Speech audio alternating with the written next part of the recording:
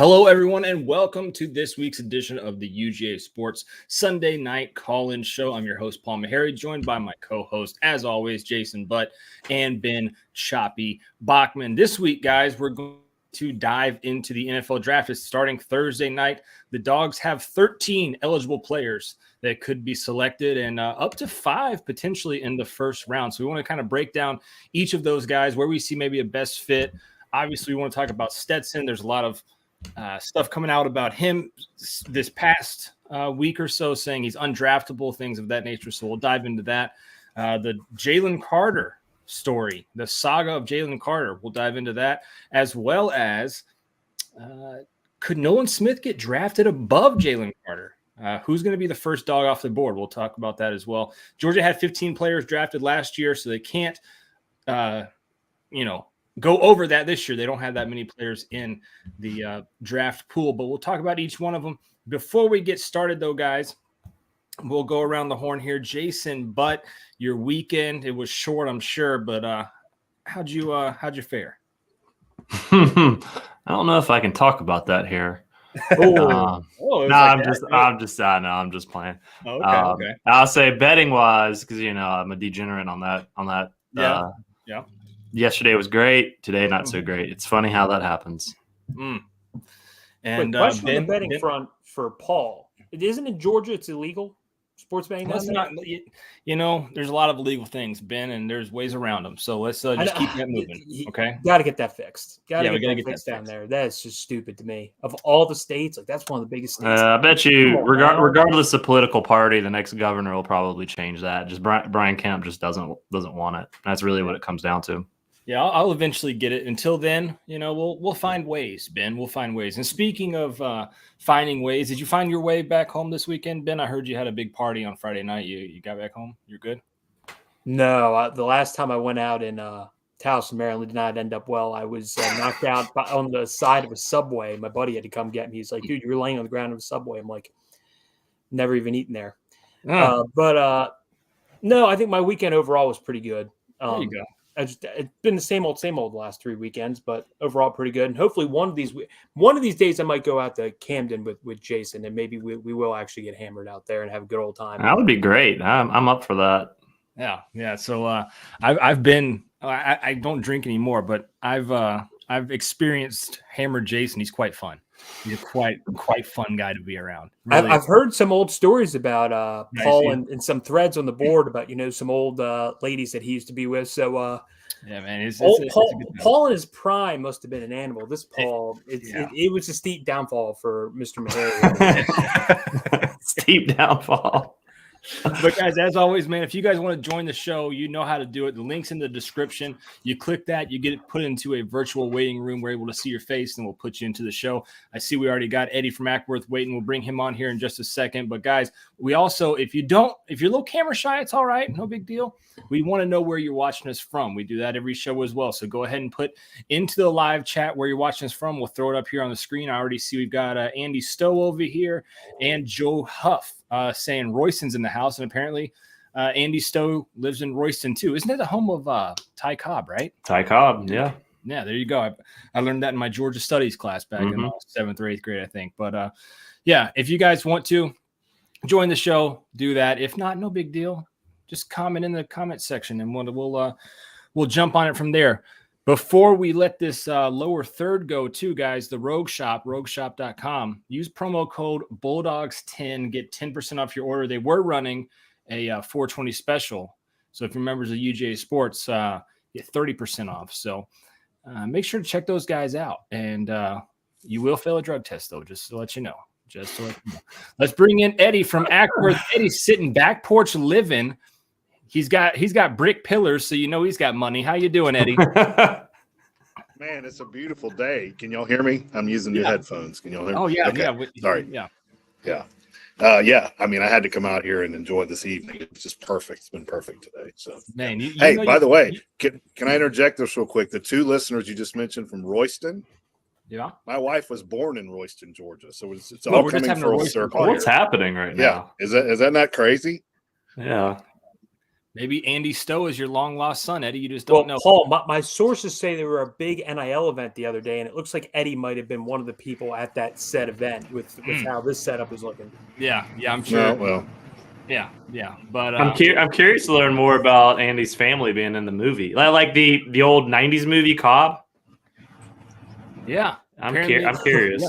He said he was born at the Ty Cobb Healthcare. All this stuff. Yep. I mean, that's where my wife was born.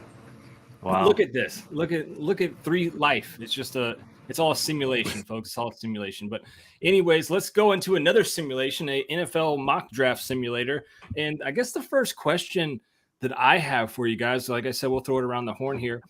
We thought for, I don't know, the last year pretty much that Jalen Carter was going to be the first dog picked. And now I still think that's the case, but yes, a lot of people are projecting Nolan Smith as high as the Falcons now at 8. Is there a chance Jalen Carter is not the first dog taken off of this board come Thursday night? Jason? If he falls past, 6, I think, where Seattle is it Seattle? Well, Seattle's 5th. And then 5th, 5. That's what I'm saying. See, if he falls past Seattle, then I think there's a chance that – then the chance really comes down to, does Atlanta take Nolan Smith, Broderick Jones, somebody like that at 8? I don't think they do when it's all said and done. I kind of thought they might be looking at an offensive lineman. I don't know. It's the Falcons. They're not going to take a Georgia player that high. Let's just be real with ourselves. No. So I don't, at the end of the day, think that Jalen Carter will be the second or not the first. I think he'll still go, and I kind of feel like he'll go top 5, top 6. I don't think he falls past there. Ben, you agreeing with that?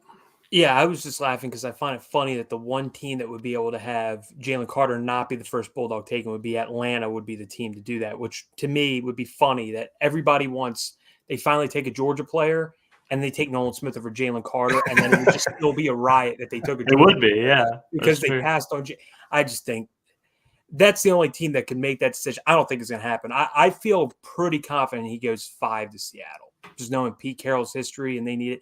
I think Jalen Carter goes 5. I could still see he goes 5 and Nolan Smith goes 8. I could definitely see that because I think Atlanta's going tackle or edge rusher, a good premium position, and they're probably going to take one of those. So I still think Jalen Carter's going like 5 or 6 because if he goes past that, that's still crazy to me because his case is over. It was a one-time occurrence. Obviously, it was a sad situation that happened, but his character just as a human being and as a football player isn't at stake. It's more of he made a dumb mistake driving a car. And if he just doesn't make that mistake again, I think you can live past it. And since the legal situation's cleared up, I just don't see how he doesn't go 5 or 6.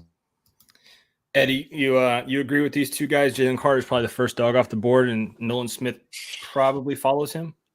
Well, I'm going to answer the question because respectfully, Jason nor Ben did not answer the question. The question is there a chance? Yes. Is there? There is a chance. There is a chance. That's the question, right? There's a chance. I thought I answered yes. If I think it's Atlanta that does it. If it's to me, that's the chance. Yeah. Okay. I got you. Yeah. Well, so, how weird is it that all this may boil down to the Atlanta Falcons? And I'm with you, Jason. I literally think this is going to happen. I don't know why. I just have a feeling Jalen Carter, and Nolan Smith are going to be staring them in the face, and they're going to take Bijan Robinson. I just have this sneaking suspicion that is going to happen. Yeah. Now I'm not going to be angry about it. I think that's a for what Arthur Smith does, that's probably a good move. But to the face of people like us who are born and bred Georgia Bulldogs, it's almost a slap in the face. And they don't care. Yeah. You know Brent would love that, Paul. You know Brent's huge on the Bijan Atlanta. He's like big on it. He is huge on that. I think he would actually love that for the theater. I mean, he's been mocked. Bijan Robinson's been mocked, everywhere I've seen to the Falcons at 8. Hey, can I say something about what Ben said though? I kind of want to touch on this a little bit, and you guys know better than I do, but Ben and I'm not knocking you, Ben, you kind of glossed over what Jalen Carter's been through. And I really think, how old is he? 22? Yeah, right around there. Yeah, around there. Okay. 21, 22. yes, he made a horrible mistake, but he's having to go through his mind over and over what happened and what he witnessed and what he thinks is possibly his fault for causing this horrific accident, and seeing his buddy and someone else he probably cared very deeply about, the girl, die. And since that point, I'm not saying football isn't in his mind, but his mindset slightly changed. And we saw that in what happened at Pro Day, where his mind was somewhere else. And this kid is just differently focused than he was before this happened. Am I crazy about bringing that up? No, I think it's probably pretty close, pretty accurate, especially what you saw at Pro Day. You know, it just seemed like it wasn't there. Somebody's going to obviously have to get into his head, and hopefully that can, happen when he's at rookie camp, that says, hey, we gotta move forward. And but the reason I bring that up is I think NFL teams may be looking at that and thinking, where is this kid's mindset going forward? There's the chance he drops to 10, 12, or whatever we're talking about. That you're correct. So that's probably the one way that I see him dropping, is teams start looking into that a little bit more deeply, and they take that into account for whatever reason. One guy, so we talked about Nolan and Jalen already. And I want to get your opinion on this guy next, Eddie, and then we're going to bring on Penn, who's in the lobby. The next guy on the board who has been mocked to this team, I feel like everywhere I've looked, Broderick Jones has made his way up. And 13.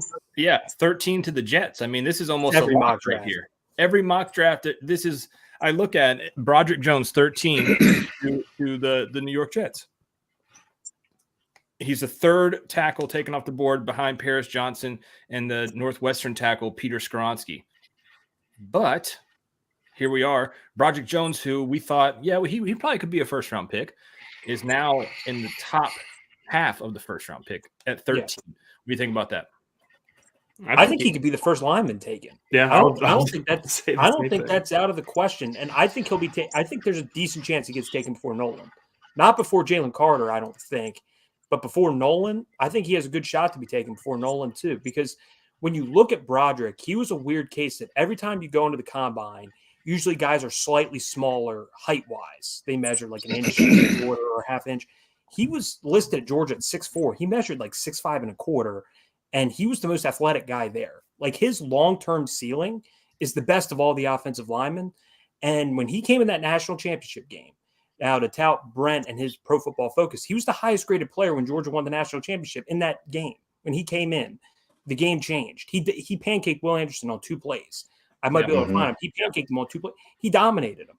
So his potential, and also because he's such a great athlete, and because he hasn't played as many games as Paris Johnson, even though most of Paris Johnson's games have actually been at guard, and Peter Skoronski, who I think long-term is going to be a guard at the NFL level, Broderick's ceiling is only going to go up. His best football is ahead of him.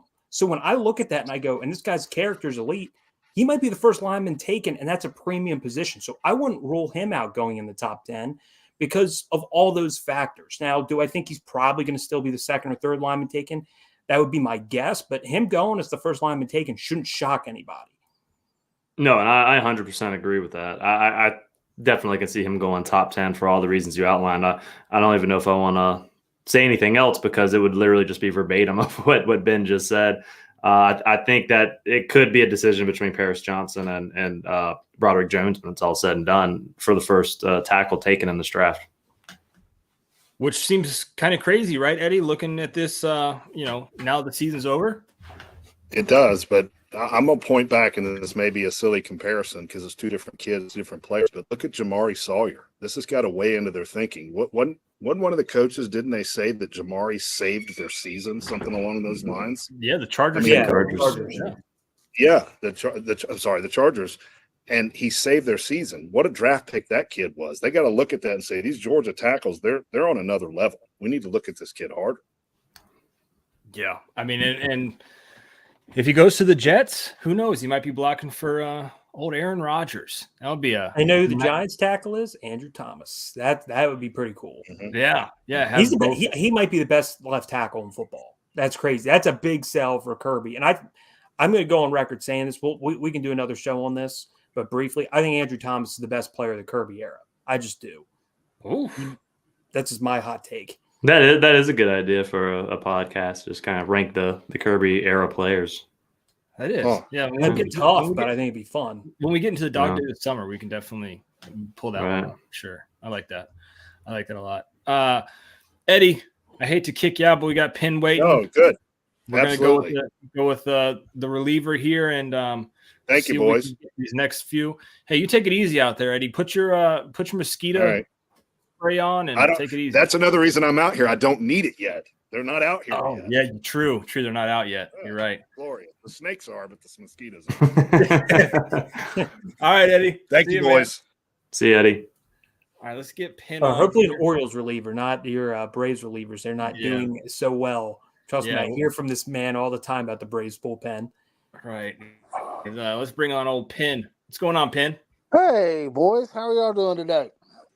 Man, we're doing all right. We're just kind of skimming down these 13 Georgia prospects that are in this NFL draft. We've made our way through the first three, which I think we can all probably agree on our first round picks. And then it kind of gets into that fringe territory. We got two fringe guys here I want to discuss with you, Penn. And if you're a, I don't know, Bengals at 28, maybe Eagles at 30, you looking at Darnell Washington?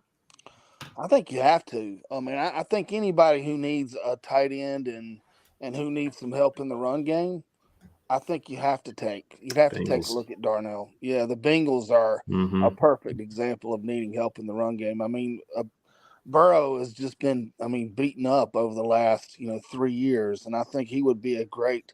I mean, you look at what they did with him and how they used him to scheme Michigan a few years ago, and how they used the two tight ends. And we talked about Ben was talking earlier about how good Broderick was in that game when he came in, and obviously how good Sawyer was and Mack but they just schemed so well against Ajabo and Hutchinson, and I think part of it was those two tight ends. You got to run around them, to get to the quarterback. You're talking about a longer distance. You're talking about somebody who could do very well in the passing game for Burrow and also keep him, from being on his backside so much. Yeah, there's one guy, Darnell Washington. Like I'm on this, I don't know what it is, NFL mock draft database.com. There's a shout out for you guys. And you can click on the consensus mock drafts and you can click on each player. Darnell is one that nobody can agree on which team he should go to.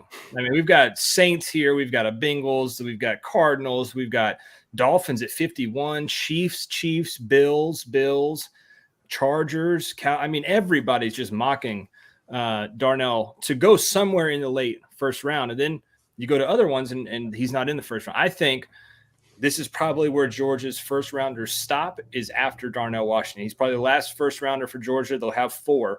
I don't know where he can go, but You're officially out. Darnell is. I think so. You're out. I'm not out on him. I'm not. I think the NFL is out on him. I think I have this weird. This is my thought on Keeley, and it goes back. It's funny. I mean, does Seattle do what the Packers did? What last year? Was it last year? Yeah, it was last year. I mean, do they take 2 Georgia players in the first round? Keeley fits Seattle. It's kind of like Jalen Carter fits Seattle. No, his trainer is? Seattle picks 20. I think if he gets past 20, he might fall to the second round. But that's where I'm looking at Keeley in the first round. At 20? 20. The Seahawks notoriously, I don't want to say reach because they just their mindset typically is, hey, if we like this player a lot and we think he's going to go, say early 30s, go ahead and take him. But yeah, they've done that. They took Bruce Irvin at I think it was 15 or 16 when nobody had Bruce Irvin remotely close to that area. And he showed up and showed out. Keely Ringo's from Seattle, and his mentor and trainer is Richard Sherman. And he's that type of build. They had, I think it was Brandon Browner, who was 6'4", Sherman was 6'3". They love those big corners that do stuff like that, who fit that type of defense. So that would be like the perfect spot because he fits the defense. That's where he's from. I mean, that logically makes the most sense for Keeley if he were to go in the first round, unless some team like Jacksonville needs a corner because their corner opposite Campbell, I don't know who it is. He sucked. Like this year, every time I watched, I don't know who he was. He was awful. But so maybe Jacksonville's just like, we'll pair him with his old college teammate. But other than those two, I don't know. I don't think my Ravens are going to take Keeley personally. The Giants are the other team that I think may, just because Wink Martindale, former Ravens coordinator, he kind of likes those taller cornerbacks. So and they do a lot of cover 3. So yeah, I think to me it's Seahawks, Giants, and if not those two, he's probably second round. Does he move to safety?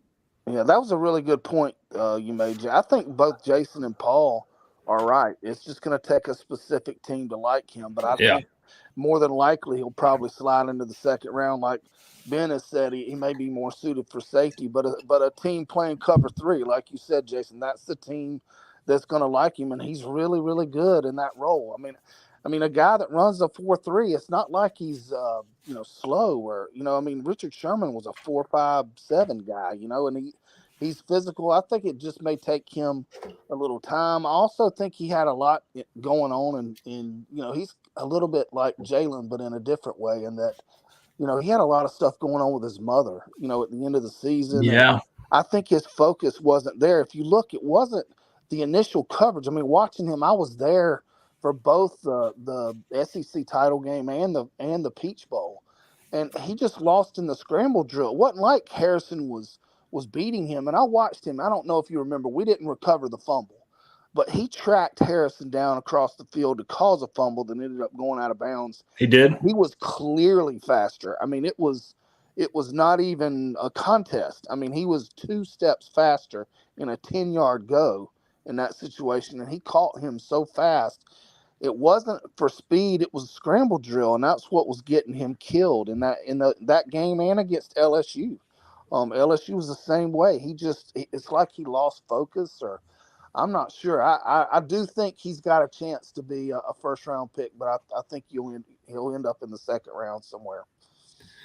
Now, here's another question for you guys. We've talked about those.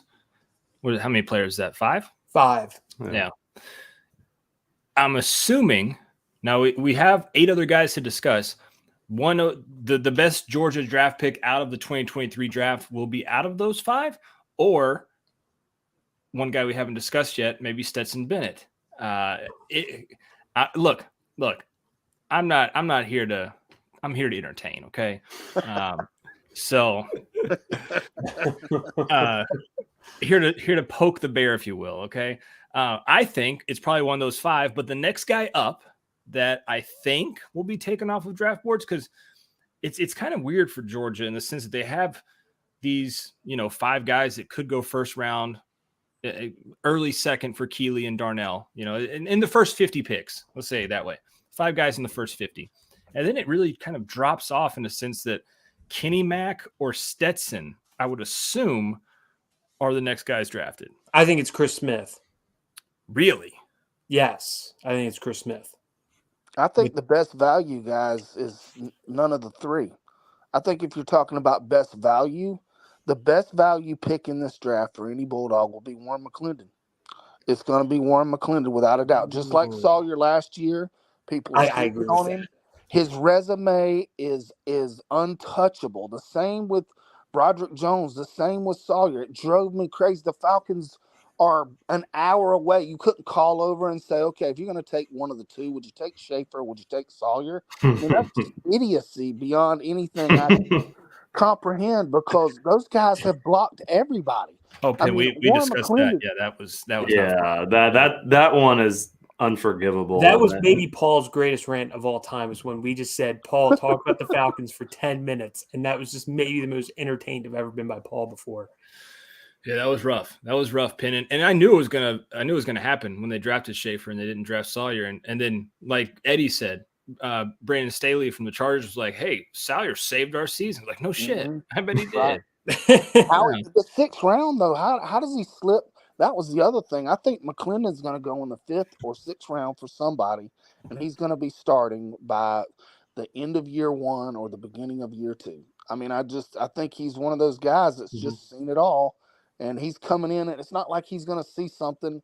He's seen Adam Anderson, he's seen Nolan Smith, he's seen Ajabo, he's seen Hutchinson, he's seen Will Anderson, he's seen Turner. I mean, all the defensive tackles that have played for us. He's seen Trayvon Walker, who is going to scare him when he walks into the NFL, when he's seen all those guys before he gets there. And blocked them well, not just blocked. He's blocked them well. It's not like he's been giving up a ton of sacks. Yeah, why? So I guess the question is, why is he he's not even listed on ESPN's list of best offensive tackles? Was it his measurables? Was it his measurables and athleticism? I mean, it's the same thing. It's the reason why nobody thought he would be what he was at UGA was measurable. Everybody was saying Mims will overtake him or whoever, will be there. And as good as Mims was, he still couldn't he couldn't overtake him. It's just because the kid is that solid. I think he's going to be the guy that we look back and say, he was the best value pick of this draft for the Dawgs. Yeah, I'm looking right here, and NFL.com has him listed as a 6.0, which they say is traits or talent to be above average backup. And then when you break it down, his athleticism score, he was a 12th ranked offensive tackle, 6'4", 306, 34 and a half arm, 10-inch hands. I mean, I don't know. That's he didn't work out at the combine, I don't think, which was odd to me. Was that it? I think that might be what kills him, because I think if he worked out and killed it at the workout, I think he definitely would have went up, because I don't recall him working out. Yeah. I know Broderick did. Yeah, I don't see a 40 time listed for him anywhere. Yeah. So that might be it. But the most entertaining pick is going to be when Stetson goes to Dallas, and then Dak, something's going to happen. I do see Stetson going back to his favorite place in the country, Texas, where he's had the most fun. Jeez. And then he's going to tear it up and on the field, not off.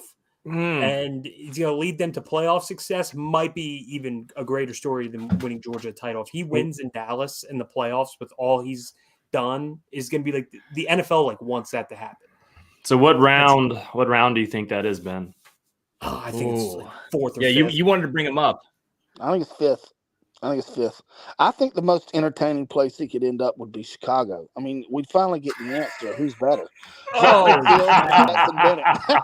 That is the best. That is the best scenario we could ever hope for. Can you imagine the preseason on the dog vent with all that going on? And it's going to be just a matter of time before Stetson takes over for Justin Fields. I mean, there's going to be people saying it. I think that's the best place. Yep. Go to Brent Chicago. wants him in Miami.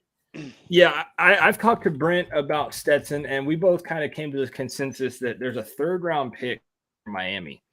I think it's like 90 something. That I feel, man. I feel that Stetson, and I know you guys are going to be like, well, this is crazy. I feel like he probably could go there. Yeah, I'm not going to say it's crazy. I'm not going to say it's crazy because the NFL is ridiculous.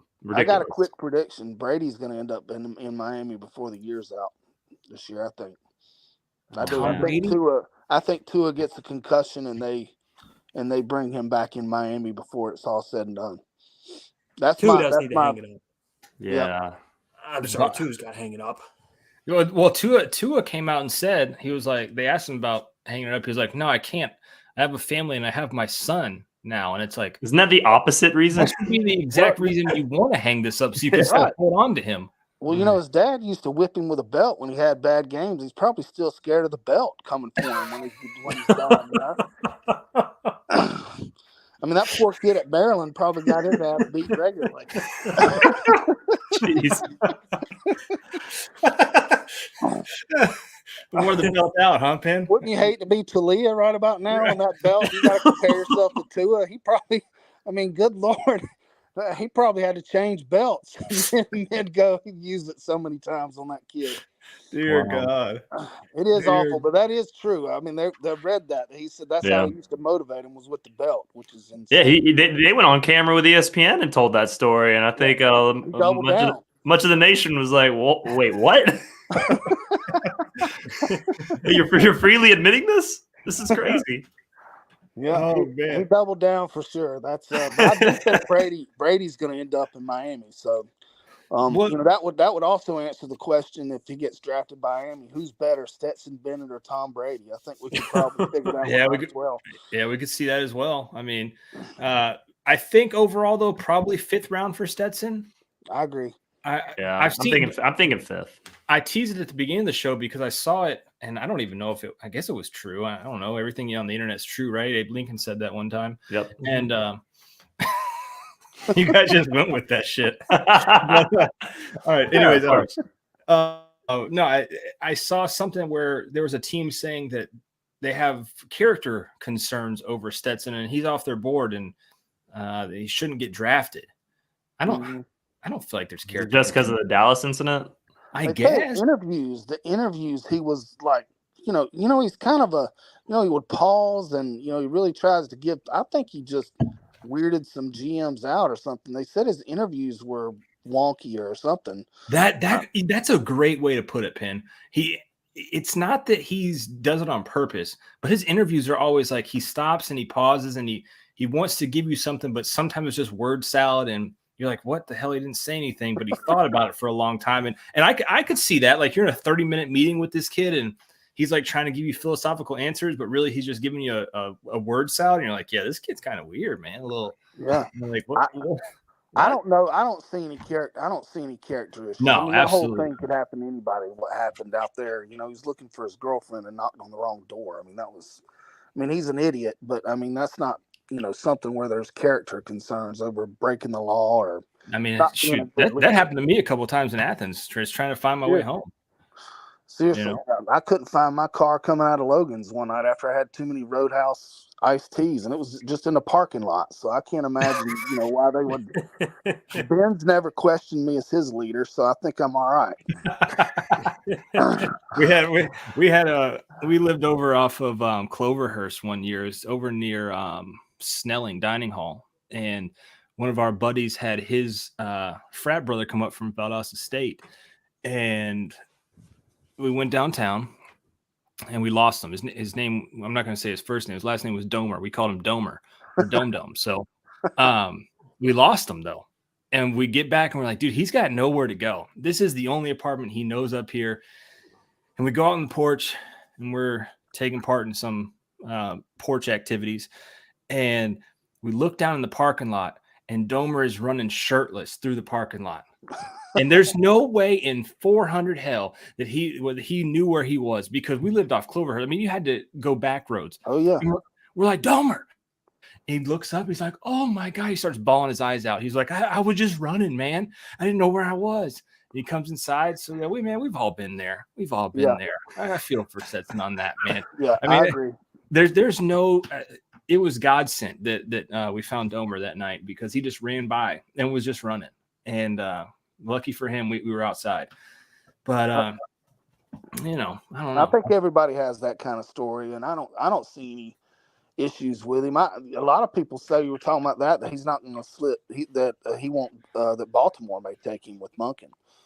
Yeah, that's a lot of. I saw Daniel Jeremiah said that. Yeah, I don't know. Next guy on the board here, Jeremy Neighbors, big friend of the show, big part of the family over here. He was a big fan of the POS that we have on. Says we talked about McClendon, we talked about Stetson. We're jumping over Kenny Mack, I think, but he says, "Do y'all think Kieris gets drafted?" No, I don't think so. I don't think so. I think he goes somewhere. He might have a chance to make a roster as a returner, but I don't know. Y'all watched him this year, right?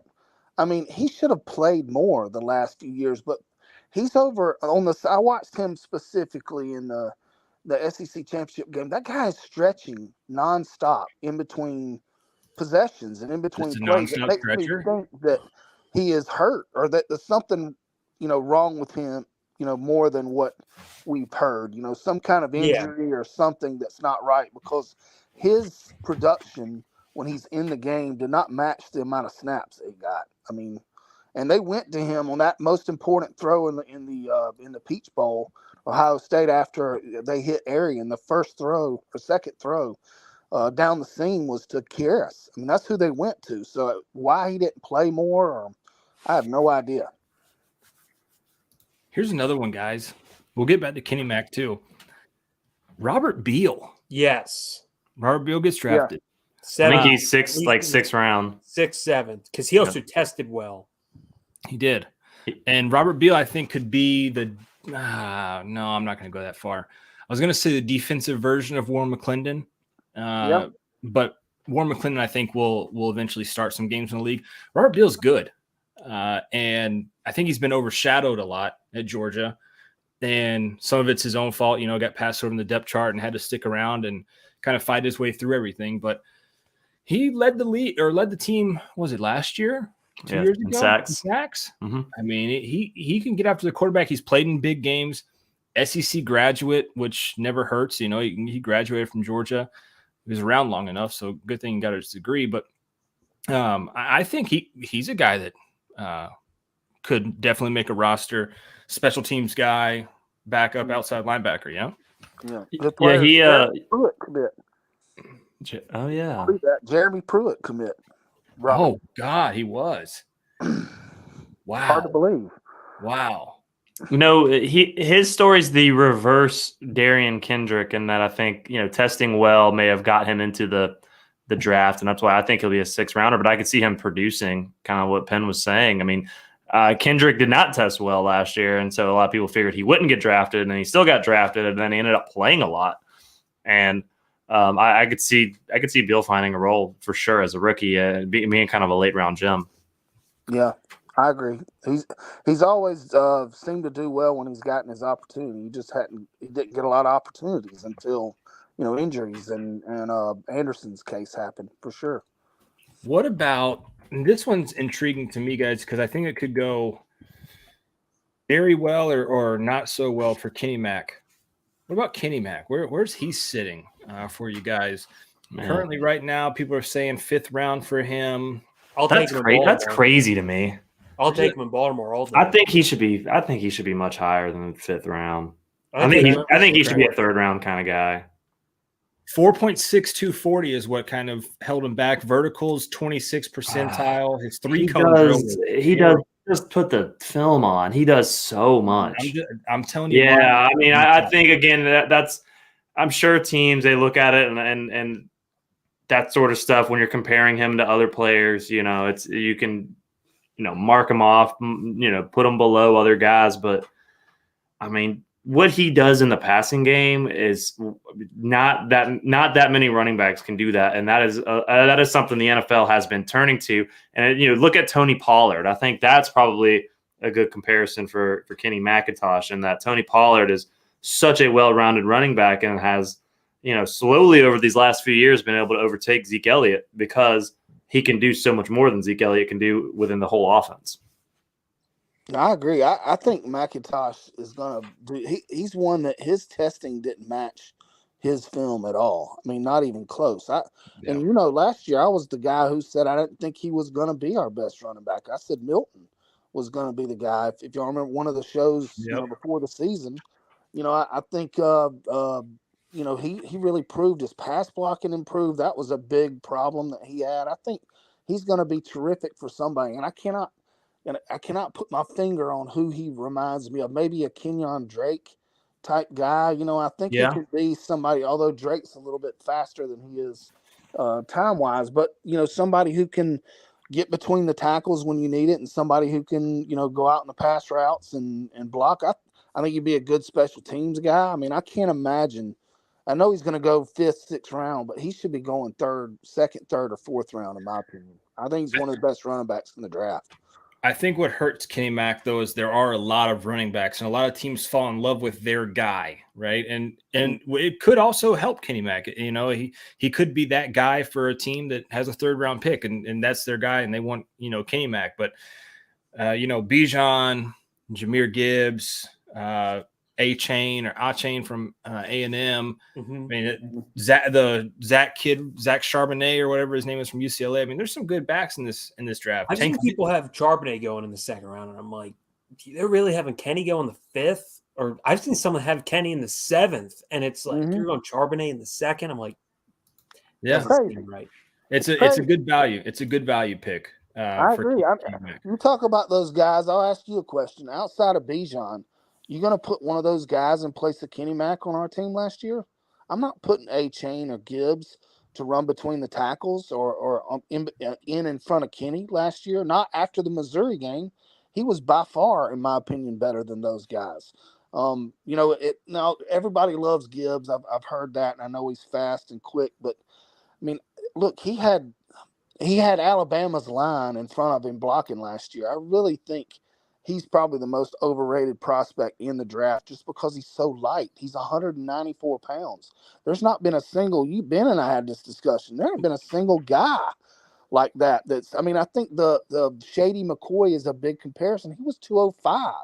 There's a big difference in size there, in my opinion. Penn, don't say that to Heath. That's his guy, Gibbs. Trust me, you never – I know he never lets me hear the end of it on Gibbs.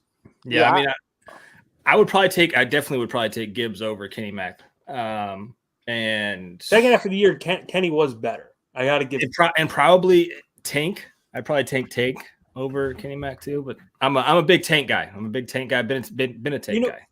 I will say this though, we haven't brought him up yet. The most disrespected Bulldog and the most underrated Georgia player of all time is Christopher Smith. And we have not glossed this over. If anyone got hurt more by testing, I'm letting you know right now, if Christopher Smith ran a low 4.4, I would take him in the top 50. I think he's a better – if he had the speed, I think he's just as good as Brian Branch. On film, if you just look at sheer film, no. At safety, I think Christopher Smith had a better career than Brian Branch. I'm sorry. Brian Branch is also small. He didn't test well. If Christopher Smith was fast, I would take him high. I don't understand why he makes it out of day 2 of the draft. I don't understand it. That's a big one. That's a big one there. Wow. Paul, I need you to chime in with this look on your face. Yeah, Paul's going hood on us here. I mean, straight up. You think it's crazy to take Chris Smith day 2 of the draft? You think it's crazy? You're really that down on him, who's a leader of that defense. He has great instincts. That guy has the best instincts of any defender on the team. And who's the best ball hawk of the Kirby era? It's Chris Smith. In the Peach Bowl. His instinct showed up in the Peach Bowl with that blocked field goal for sure. We done?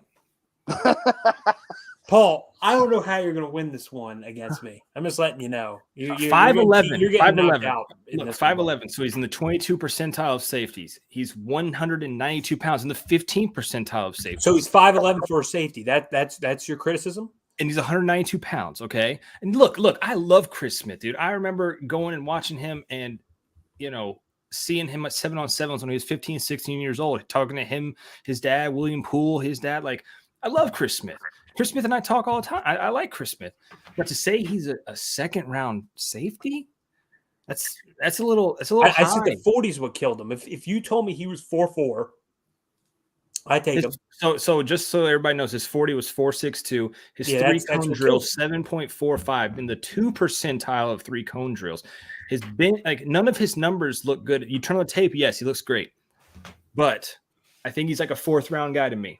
He plays like he's 220. He plays like he's. Have you seen him go up and make plays there? And as a ball hawk, he's the best ball hawk in Kirby's era. So you're taking Chris Smith over Brian Branch? Based off sheer film, he has better film than Brian Branch. Yes. You're taking him over Antonio Johnson? I don't know about that one. Okay. What about Jordan Battle? 6'1", 209. No? 4.55. Battle doesn't impress me. Him as DBs don't impress me. The only one is Kool-Aid. I think Kool-Aid McKinstry is going to be damn good next year. But the other ones, I'm not impressed by Bama's defensive. No hate at all on Chris Smith. I like Chris Smith, man. I just don't see a second round. No hate on him. You're the one hating on. You're like, look at. No, I said I don't see a second round grade. He's in the bottom 1 percentile at this and this 3 cones. Oh, so he stinks. But no hate on Chris Smith. You pulled the hood of hate over your head. Come on, bro. The hood of hate. We saw the hood of hate come out, man. We did. Because Ben's talking a little reckless. He's talking a little reckless. Chris Smith. Where would you have Chris Smith go then, Paul? I don't deny that he's talking a little reckless, but you did bring out the hood of hate. I did bring out the hood. I had to though. Paul, what round do you have Chris Smith going? 4th or 5th. okay, so if I said I would take him in the third round, that's like a 1 round up. I don't see how that's absurd. I said if you his take him testing late numbers were third, you better, I'd take take him him in the second. You take him early third. I mean, I don't know. Look, you said His second. film is second round level You're film. out of your mind. All right, His let's move on. measurables are nowhere near it. I think the mediation here is I'll ask you, Paul, this. And this is, obviously fantasy land, but what he's saying, I think, is if he ran a 4.4, would you then take him in the second or third round at a 4.62 and what he did in the cone drills? I agree with you. He ain't going past fifth or sixth round, but that would be something where if he tested better, I think he would go higher because of his production. Yeah, that's what he's saying. You could maybe get me there. But if my aunt had she'd be my uncle. So, whatever. Jack Pod, one guy we haven't talked about, guys. Is Jack Pod getting drafted? No. He'll get a tryout. Yeah, he'll be an undrafted free agent. He's got a chance to make a lot of money in the XFL and the USFL, but I don't think he's gonna. He'll be a draft pick to one of those leagues. Really? Yeah, he's a good kicker. He's a great college kicker, but I don't think he's an NFL guy. Jason, the Ravens could make him the backup kicker and then flip him for a 4th round pick. That is the specialty of what Baltimore does. They flip backup kickers for like 5th round picks. Genius. And then you have the last guy for Georgia, which for whatever reason he entered the draft, but I don't think is it Warren Erickson? Yeah, coming back. He's coming back to Georgia, I think, to be a graduate assistant potentially. So, but he declared for the NFL draft. Did he even test? I don't know if he tested or not. He didn't get an invite to the combine. But I'm saying, did he test? What was his stuff at Pro Day? I don't think they have those numbers. Let's see. So, I think he was holding up the bags. I'm sorry. He was holding up the bags for Broderick and Warren. Is he a guy that if Schaefer got drafted, could Warren Erickson possibly get drafted too? They missed enough blocks together to, over the years, I don't know. I shouldn't say that. He was a very. I got the hood of hate on myself right now, but I just don't think he's getting drafted. I feel bad for saying that. Sorry, Warren, if you're listening. But if the Falcons took Warren Erickson over Warren McClendon, I want to sit here and see Paul's reaction. Holy crap. I just want to sit back and I'm just going to be like, Paul, you can talk about that for 2 hours. I'm just going to a whole episode could be devoted to that. A whole episode of Paul. I want to see this now. I want to see the Falcons go Warren Erickson and McClendon still out there. The Bears going Stetson is the one that's going to. Gosh, dude. It hadn't even occurred to me, that scenario. I want Jake to sign there too. Just get as many Jacob. Just put all 4 of them. I'll say put Fromm there. Yeah, get Fromm out of semi-retirement or whatever. It's just a huge battle. They have. What's the NFL show they had? Oh man, the Ravens were on it. Hard Knocks. Hard Knocks. They just have Hard Knocks of just the quarterback battle of just Jacob Eason, Jake Fromm, Justin Fields, and the mailman, and it's just going to be the greatest viewership of all time. You know what? That would get some ratings, I guarantee you. Oh yeah, the whole state of Georgia would be tuning in. There'd be showing the history of the state. There'd be 4 million Atlanta people would be watching that. Yeah, you know how they have those for the shows, they have the heat maps of where people are watching from. It would be Chicago would be red, and then Georgia, the whole state would just be scorching. Yeah. Red. Yeah. Then you'd have a little red dot on Lake Stevens, Washington for Jacob Eason's family up there watching as well. That would be something. That would be something. I think he's been on 20 teams in a span of 3 or 4 years now. Jacob Eason. It's he's still I checked my phone. I'm he was just on 3 different teams last week, and now he's on the Chargers. He's going to be on the Savannah Bananas at some point with this freaking. Yeah, where is he? Hold on, let's look that up. San Diego. He was with the Colts for a minute too. Yeah, he was. Hopefully, he's still in the league. He was in. He was. With it looks like he's with Carolina right now. Carolina. Okay, that's the 8th. He has been on so many teams already in his career. How many quarterbacks does Carolina have on the roster right now? 40. I was going to say they got the first round pick. Okay, he's been on the Colts, Seahawks, Panthers, 49ers, and Panthers again. He's been on a new team each year. Wow. How the hell is that? He was drafted in the 4th round too. You don't see that from. He almost started for the Colts. I think they entered that year and they were like, That's right. That's they right. were like, They who are almost we going to won them. start? And it was like Jacob Eason the whole preseason. Like, this Eason guy's got talent. Never And then played. they got in And then they Rivers, went- right? Was that it? They went, yeah, but they also went with Sam Ellinger too. Yeah, they went with Sam Ellinger and they cut Jacob Eason when he was like going to enter the year as like the starter. I'm Right. like, Why haven't they traded for your boy Lamar? I mean, wouldn't you think Indianapolis would have been a great? Here's the thing with They got Lamar. Gunnar Minshew, you know. no, Penn. Here's the thing with Lamar, and it makes perfect sense. I forgot where I saw it. You have to give up 2 first-round picks for Lamar, so the teams don't want to give up their first-round pick this year because it's already set in stone. So right after the draft, I think is when Lamar gets traded, because then you have next year's first-round pick and the year after's first-round pick. You don't have to give up your pick this year, your top 10 pick or whatever. So that's where because I'm of the clock on his contract is what you're right. talking Yeah, about? you have to give up two first-round picks to get them. And I think if you did it now, it'd have to be the 2023 pick and the 2024.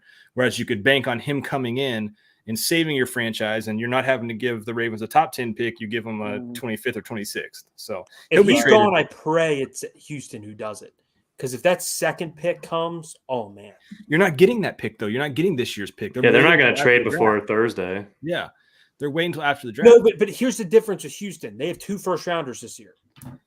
Doesn't matter. They also, I think, and we're talking about the 2024 draft. Like that's why nobody's trading. At that point, Baltimore might just say screw it and match. I think that Baltimore wants to get stuff to rebuild now. Like they want to get their quarterback now. They're not just going to sit this year with Tyler Huntley or okay. Well, you watch. Your Pro Bowl quarterback Scoop Huntley is going to be starting the season for you. And I cannot believe that was a thing. He had 1 touchdown and like 3 picks. And was a Pro Bowl quarterback. Well, that was his stat line, and he was a Pro Bowl quarterback. I'm just telling you, that's what's going to happen.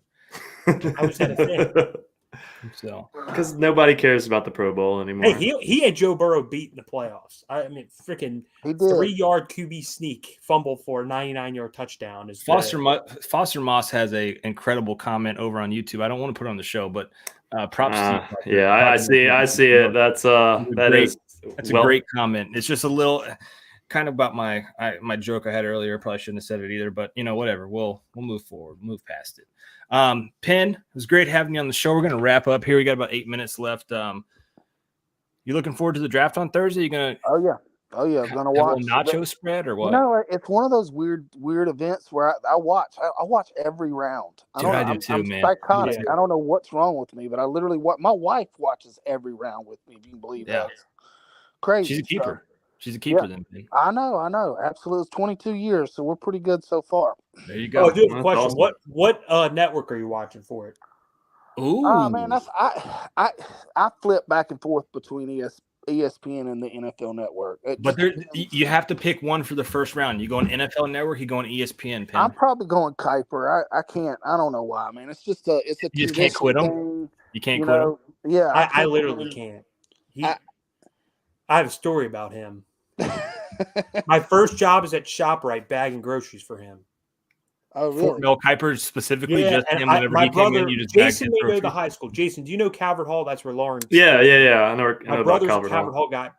Not that my family just said screw you, but because I went to public school. My older brother went to it's a Catholic school, and because my grandmother passed away, so they were just like, okay, you can just go to public school now. But anyway, that's where Mel Kiper went, was Calvert Hall.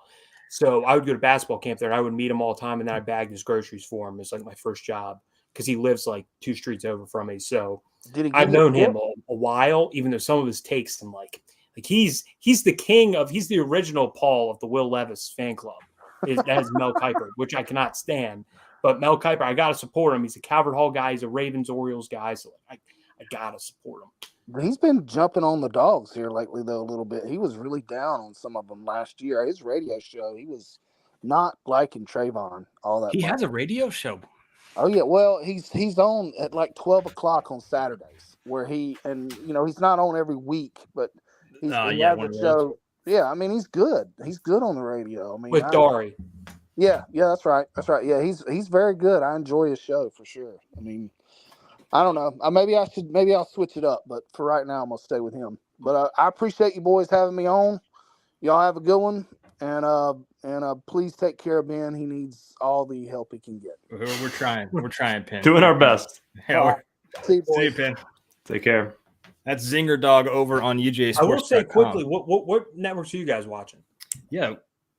Okay, I usually watch ESPN just because usually for me the picks come in faster. It seems like on ESPN. So, like especially when you get into day 2 and day 3. I usually usually stick there. I'm probably going ESPN, but I did watch a little bit of NFL Network last year, and I kind of liked it. But again, I can't quit Mel Kiper.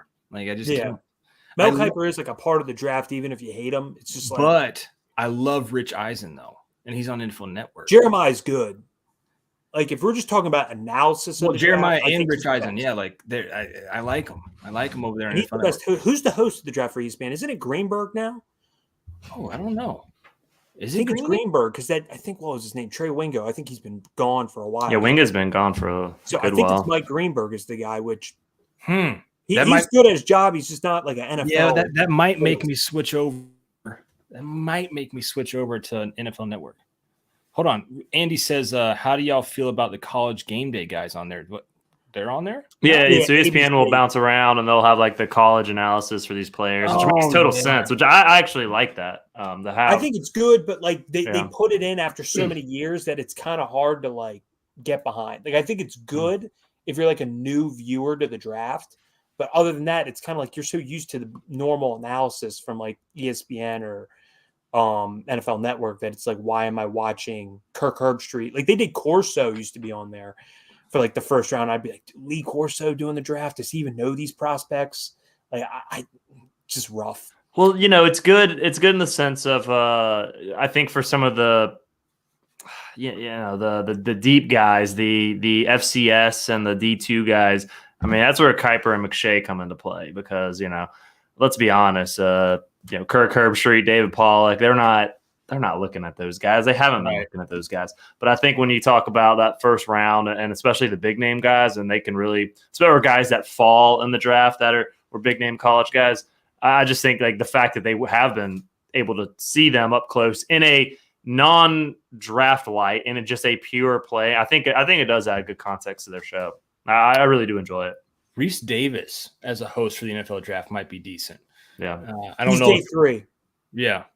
So it'd be good to see him. But guys, we're gonna wrap it up here. If you are a fan of the NFL draft, which you should be because it's so much fun. Like it's one of my favorite events out of the whole year. I just glue myself to my phone, the TV, wherever, and I love watching it. And I don't know why, like the late round picks for the Falcons, just 5th, 6th round, 7th round. I just hope for like a steal, right? I hope for Grady Jarrett.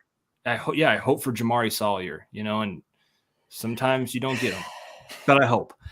So, I hope you guys have a great Thursday night. If you want to, we will be live here on UGA Sports YouTube page.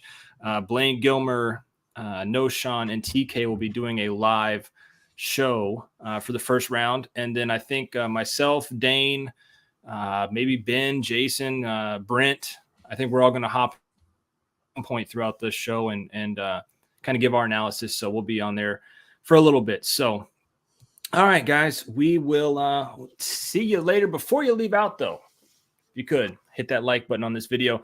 This podcast will be uploaded to wherever you can get your podcast from for your drive for Monday morning. For Ben Bachman, Jason Butt, I'm Paul Meharry. We will see you next week, and we are out of here. Thanks so much, guys. Have a great week.